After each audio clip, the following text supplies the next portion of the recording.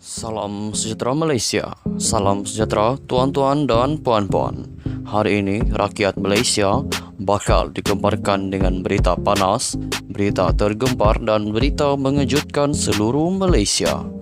Berita politik, ekonomi dan perkembangan Malaysia segalanya ada di dalam channel ini untuk semua keluarga Malaysia yang dicintai dan dikasihi. Mari kita menonton video ini. Sebelum itu, sila pertimbangkan untuk tekan butang like, komen, share dan subscribe serta aktifkan lonceng notification supaya anda tidak ketinggalan dengan info-info terkini daripada channel ini. Berita kita akan bermula dalam kiraan 1, 2, 3. Berita bermula sekarang. Halo Malaysia, selamat malam. Berita hari ini dipetik daripada syahbudin.com.net. Anwar bagaikan Phoenix bangkit dari abu. Berita penuh apabila melihat kembali perjuangan Datuk Seri Anwar Ibrahim yang terpaksa melalui pelbagai liku dan ranjau, teringat saya akan lagu Phoenix bangkit dari abu nyanyian Datuk M. Nasir. Antara kata-kata yang terdapat dalam lagu tersebut ialah, di sebalik pahit getir, kemenangan menanti bagaikan burung Phoenix bangkit dari abu, bangkit membina satu keindahan baru. Kisah burung Phoenix ini terdapat dalam pelbagai versi. Apa yang pasti, haiwan mitos ini melambangkan simbol pembaharuan dan kebangkitan. Dua perkataan yang boleh dikaitkan dengan apa yang berlaku pada hari ini.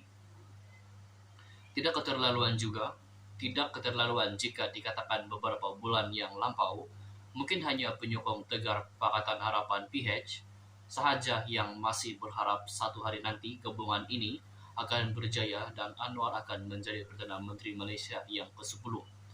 Ketika itu, Pakatan Harapan PH yang telah tewas di Melaka dan Johor merupakan gabungan pilihan ketiga di belakang Barisan Nasional BN dan Perikatan Nasional BN. Dan jika ada yang masih ingat, setelah kekalahan di Johor dan Melaka, sudah ada suara-suara sumbang yang mahukan sosok badan yang lain menjadi pemimpin bagi Pakatan Harapan. Ketika itu, sudah ada yang mula mempertikaikan adakah Anwar seorang pemimpin yang boleh membawa PH maju ke depan. Mujurlah, saf kepimpinan Pakatan Harapan PH tidak mudah goyah dan terus memberikan sokongan yang tidak berbelah bahagi kepada Anwar. Gabungan ini masih yakin dan terus meletakkan kepercayaan kepada Anwar untuk memastikan kemenangan akan berpihak kepada Pakatan Harapan PH. Kita dapat saksikan dari peringkat awal, bahkan sebelum PRU ke-15 diumumkan lagi, Anwar serta pasukannya telah bekerja dan berkempen siang dan malam tanpa mengenal penat lelah.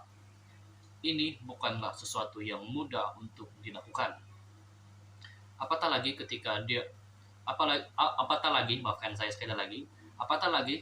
usia 75 tahun, Anwar telah membuktikan yang umur hanyalah sekadar angka semata-mata.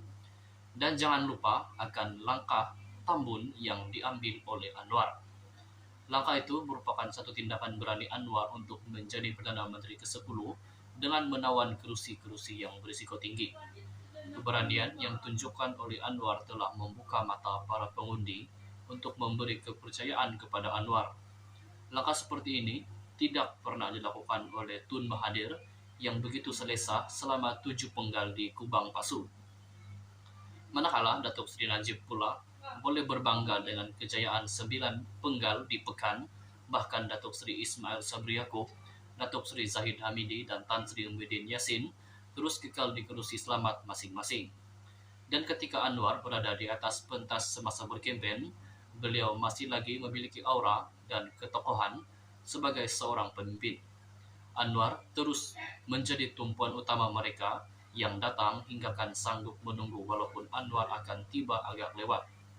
Bagi rakyat yang mendengar ceramahnya, sedikit demi sedikit telah mula memberikan semula kepercayaan kepada gabungan yang diterajui oleh Anwar, sehingga akhirnya telah membuka ruang dan peluang untuk Anwar dimasukkan dalam lipatan sejarah negara sebagai Perdana Menteri ke-10. Jika dilihat pada pengalaman yang dimiliki oleh Anwar, hingga kan beliau dikenali di serata dunia, ternyata beliau mempunyai keupayaan untuk membawa negara keluar daripada ketidakstabilan ekonomi dan politik. Adalah menjadi harapan negara yang Anwar boleh mengembalikan semula reputasi dan kepercayaan dunia kepada Malaysia hingga kan satu ketika dahulu negara kita pernah dikenali sebagai harimau Asia, sempena pembangunan ekonomi yang pesat dan mampan. Kini Anwar menerajui kerajaan perpaduan yang akan menggabungkan beberapa parti politik untuk membentuk kerajaan. Dan perlu diingatkan bahwa tertubuhnya kerajaan ini adalah dengan tita perkenan yang di Pertuan Agong kepada semua parti politik agar mengutamakan kepentingan negara daripada sebarang kepentingan yang lain. Maafkan saya. Sikap tolak ansur mestilah dicari supaya kerajaan yang ditubuhkan ini sentiasa padu dan kukuh untuk menjalin kerjasama serta melaksanakan segala program untuk pembangunan negara dan rakyat. Dalam hal ini, kita tidak boleh menafikan peranan penting yang dimainkan oleh Presiden UMNO dan pengurusi Barisan Nasional, Datuk Seri Zahid Hamidi. Zahid telah berjaya membawa secara en blok ke semua 30 ahli parlimen BN menyokong Anwar sebagai Perdana Menteri ke-10. Usaha dan langkah yang dilakukan oleh Zahid ini telah membuka jalan kepada gabungan Parti Sarawak GPS dan gabungan Rakyat Sabah GRS untuk melakukan tindakan yang sama. Hasilnya, kerajaan perpaduan ini mendapat sokongan 2/3 majoriti di parlimen.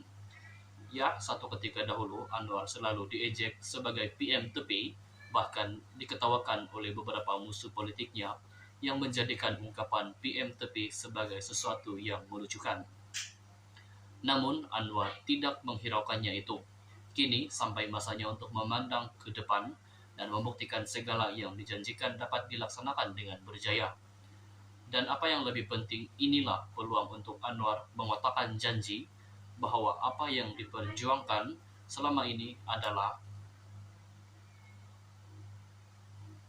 untuk kepentingan dan kesejahteraan rakyat Malaysia. Sekian saja perkongsian berita untuk hari ini. Kita jumpa lagi di video yang seterusnya. Stay safe, stay healthy,